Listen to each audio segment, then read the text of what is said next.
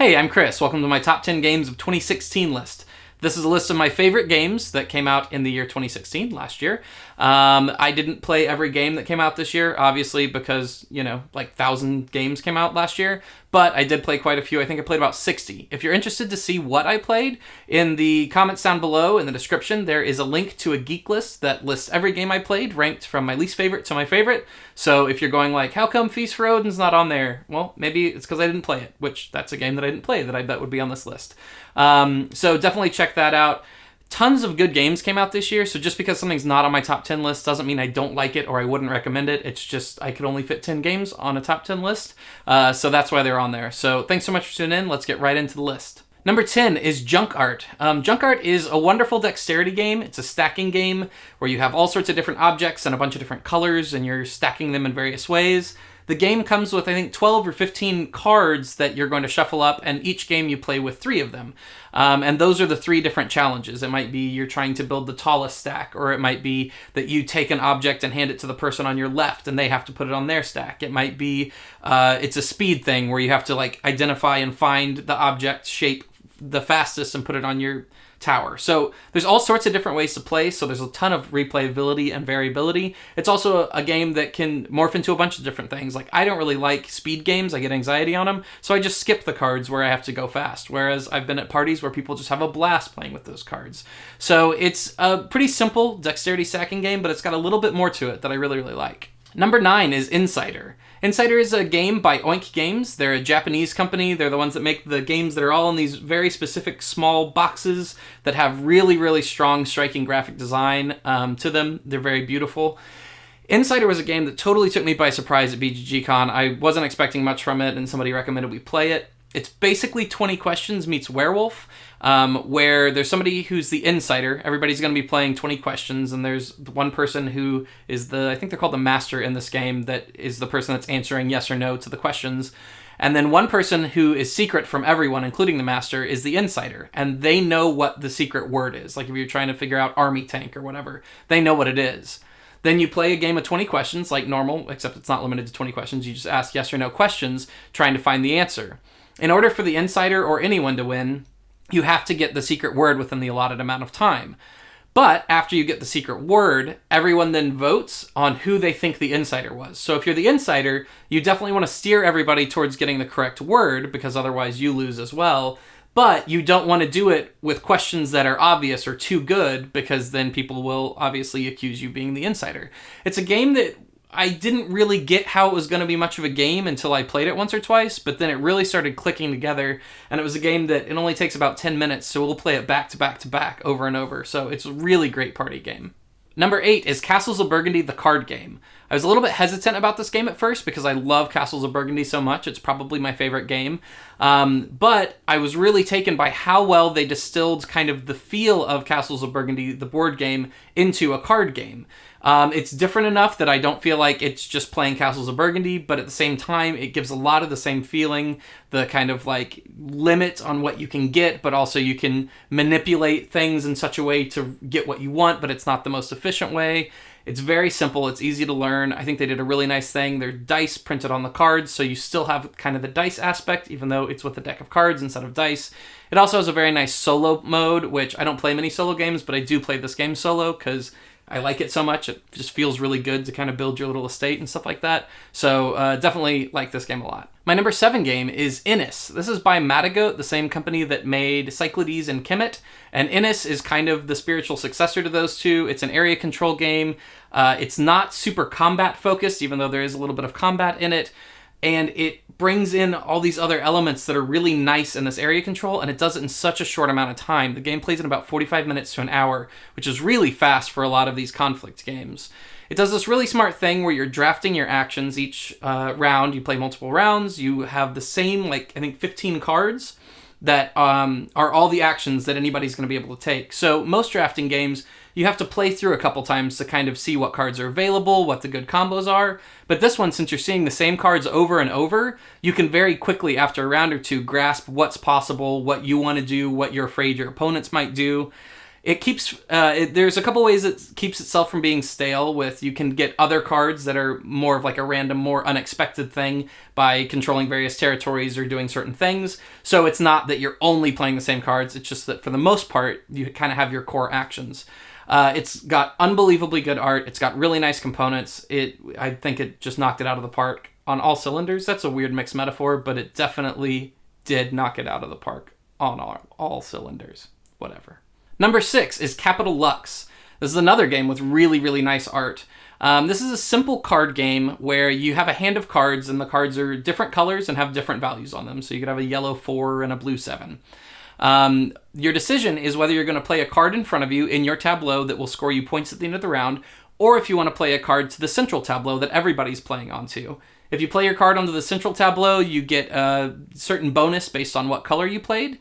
And then at the end of the round, you only score points if you have equal to or less points for your cards in a given color than in the central tableau. So if the central tableau has 8 points in yellow and you have 10, you've gone over, you don't get to score any of those points and you have to discard those cards. So it's this really interesting game that can get pretty tense and cutthroat where you're playing a card to the middle, but then somebody will play a card to the middle and adjust that so that you don't get your points at the end of the round. So it's a really thinky, interesting game and a whole lot packed into a very small amount of cards. We were really taken by it. I'm a big fan of it. Number 5 is Star Wars Destiny. This is the new collectible card game from Fantasy Flight Games, and it's not an LCG like all of the other card games from Fantasy Flight. It is a true CCG where you're buying randomized booster packs, stuff like that. I was very hesitant to get into this because collectible card games are just a money sink, but I tried it out. I really liked it. It uses cards and dice, and it uses the dice in a very interesting way. There's tons of luck mitigation throughout the game, tons of ways to affect dice. Your dice are usually your actions, usually how you're going to perform damage to another player. So you can usually kind of see what they might be able to do before they do it, and you can react to it beforehand. So it's not just randomly playing a card from your hand. That's a big surprise. It's very simple. It has a really nice flow to it. I like Star Wars, but I really don't care much about like Star Wars branded stuff. But if you do, I'm sure you're going to love this. It's got characters from all the different movies, from the expanded universe, all that stuff. It pains me how much I enjoy this game because it means that I spend money on it, but it's really nice. It's a really interesting game. It's very easy to deck build with. It's good. It's really good. Number 4 is Via Nebula. This is a game by Martin Wallace, who's probably most famous for designing pretty heavy games like Brass and pretty dry games. This is an interesting game. It's much lighter. It's a pick up and deliver game set in kind of this fun, whimsical cloud universe thing with monsters for some reason. And you're trying to like build different civilizations. It's an interesting game that most of the actions you perform can sort of help everyone. And you kind of want to work together a little bit in order to like build new routes for everybody to be able to move goods across and things like that. You also want to piggyback off what other people are doing, but at the end of the game, there's only one winner.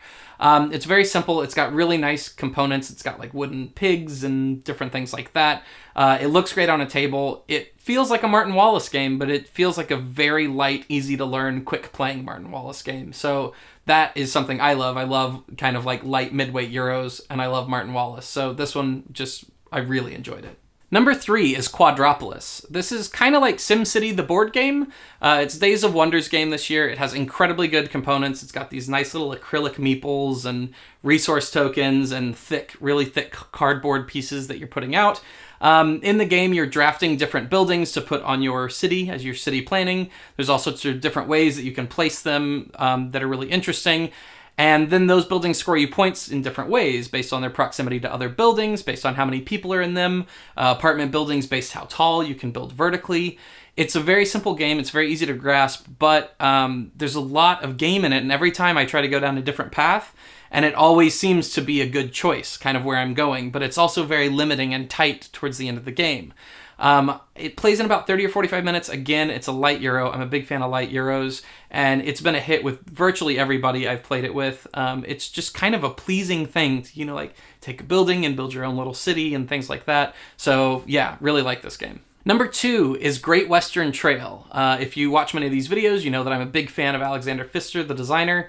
And Great Western Trail is one of his heavier designs. It's on par with kind of Mombasa. It's on the midweight to heavy Euro side.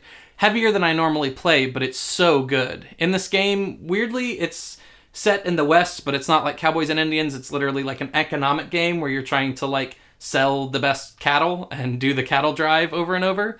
It's based around a sort of rondel where there's different pathways that you take, and you take them every time as you're doing, you're driving your cattle to take them to market and come back. There's a couple different branching pathways you can take, and you can like build new stops along those pathways. So as you do them, there are more and more stops. And you can build stops that give you an advantage, but give other players a disadvantage. So it's this interesting way of kind of like pushing people to go the way you want them to go because it'll get you money. It's a very, very tight game that I've only played a couple times, but I can tell I can dig way deeper in it. It's got a really nice deck building mechanic where your cows are your deck that you're building, so you can go in that direction. There's a train mechanic that you can move forward. It's a lot of moving pieces based around this rondel, and it's a lot to take in at first because there's so many things you can do, but your turns are actually really simple, so it plays pretty quick as you go through and kind of do the same loop over and over and over while it changes throughout the game. So I love Alexander Pfister. This design is no different. My number 1 game of 2016 will come as absolutely no surprise to any of you that follow me on social media or anything, and it is Flom Rouge. Flom Rouge is a cycling game that I was interested in, and it came out at Essen, and I got to play it at BGGCon, and I absolutely fell in love with it. I think I played it 10 or 11 times at BGGCon alone. It is so smart in how it makes you feel like you're doing the thing. It makes you feel like you're competitive cycling with the simplest mechanics ever. Everybody has the same 2 decks of cards. You have 2 different cyclists. One of them is your sprinter, and one of them is kind of like your mountain guy or your stronger guy that's not necessarily as fast. Everyone starts with the same cards. On your sprinter, they range between like 2 and 9. And on your turn, all you do is draw the top 4 cards off one of the decks, look at them, pick a card, put it face down. You draw the top 4 cards off your other deck, look at it, put it face down. And then everybody simultaneously reveals their cards, and then you move your cyclists that far forward. It's that simple. I know that doesn't sound like a lot of a game, but it has this brilliant mechanic where once everybody has moved and played all their cards and everything, which is great because it's a simultaneous turn, so it's very quick, you move all the cyclists that far forward. If there is a space starting from the back person, if there's only one space in front of your cyclist, they slipstream forward, and then they move up. But then if there's a space in front of that, as a pack, all those cyclists move up. So as long as you're within a pack, you move up with the slipstream. So you can get a lot of efficiency of movement by like perfectly placing yourself to draft. The players in front, the cyclists in front, get exhaustion cards, which are always 2. They're bad. They're the worst card. And those go on your deck. It's a kind of weird deck building, deck thinning game as you go. And then you discard the cards you used to play. So if you used your sprinter and you used a 9, that card goes out of the game. So you only have 3 9s. So you really have to like pick when you're going to break away from the pack. For the most part, you want to be in the pack so you don't get too exhausted. It is so smart. When I first played it, I was really taken by it, but I was like, oh, this will probably play very much the same every time. But now I've played it about 20 times, and it is drastically different every time I play it. There's mountains and stuff that add a little bit of new rules, but not much. It's a huge hit. It's so easy to teach people. It's a great gateway game for new gamers that don't necessarily know kind of what board games can be. I absolutely love it. It is my favorite game of the year. It's probably in my top 5 games of all time. It is certainly my favorite game that's come out in the past couple of years. I absolutely love it. Can't recommend it highly enough. I really hope you get a chance to try it out because it is absolutely wonderful. Thanks so much for tuning in to my top 10 games of 2016. I do a weekly news segment that comes out every single Wednesday that's kind of the top stories in board game news. So if you haven't subscribed to this channel and you're interested in that, go ahead and hit the subscribe button. I'd very much appreciate that. Also, I run a Patreon that is how I can do this channel. It provides me with the money I need to go to conventions, to update equipment, all that kind of stuff. If you liked this video and are interested in helping me out in the future, go check out the Patreon page. There's a bunch of different tiers that you could pledge at. As little as $1 a month really helps me quite a bit. Also, go follow me on social media. I'm at Bryan Games on Twitter and Instagram. I post a bunch there. So I would love to hear from you on those sites as well. So yeah, I'm really excited about what's to come for this channel in 2017. So yeah, I'll see you next week with the regular weekly board game news.